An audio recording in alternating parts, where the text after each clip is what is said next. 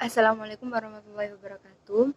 Perkenalkan, saya Dewi Lalatul Zahro dari Akuntansi Syariah 1 dengan NIM 201105030021.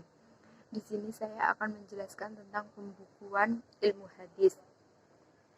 Hadis tidak keluar dari Rasulullah itu kecuali kebenaran. Sabda Nabi Muhammad SAW dalam sebuah hadis yang diriwayatkan Imam Bukhari.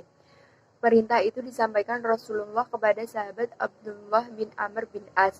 Hadis ini dijadikan dasar bolehnya penulisan hadis sejak zaman Nabi SAW masih hidup.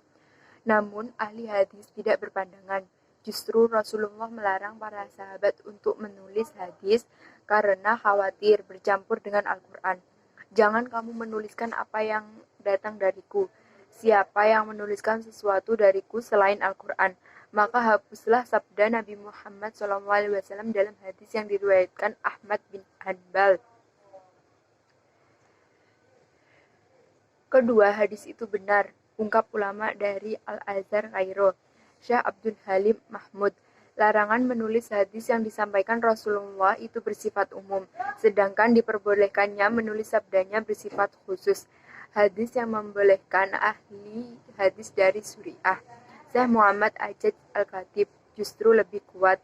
Di zaman Khulafa ar-Rasyidun, banyak sahabat yang berminat untuk menulis hadis, namun mereka tak melakukannya karena khawatir untuk Islam akan lebih mencurahkan perhatiannya kepada hadis dibanding kepada Al-Quran. Sehingga Abu Bakar dan Umar terpaksa harus membakar sekitar 500 hadis yang mereka kumpulkan. Pengumpulan, penulisan, dan pembukuan Al-Quran mulai dilakukan secara besar-besaran pada abad kedua Hijriyah.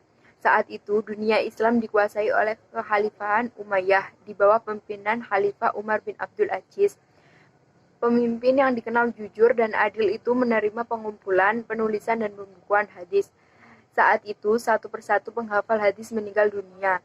Meluasnya daerah kekuasaan Islam juga membuat para penghafal hadis terpencar-pencar ke berbagai wilayah.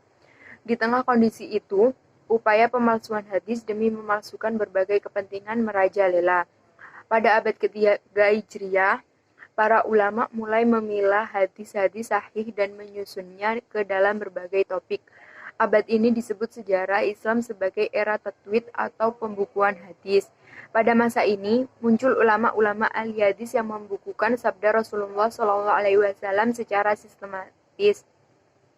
Para ulama hadis yang muncul di abad pembukuan hadis ini antara lain Imam Bukhari menyusun Sahih Al-Bukhari, Imam Muslim menyusun Sahih Muslim, Abu Dawud menyusun kitab Sunan Abi Dawud, Imam Abu Isa Muhammad At-Tirmizi menyusun kitab Sunan At-Tirmizi, Imam An-Nasai menyusun kitab Sunan An-Nasai, dan Ibnu Majah atau Muhammad bin Yazid Ar-Rabi'i Al-Qazwini menyusun Sunan Ibnu Majah. Keenam kitab hadis ini kemudian dikenal dengan sebutan Al-Kutub As-Sittah atau kitab hadis yang keenam. Itu sedikit penjelasan tentang pembukuan ilmu hadis. Sekian dari saya.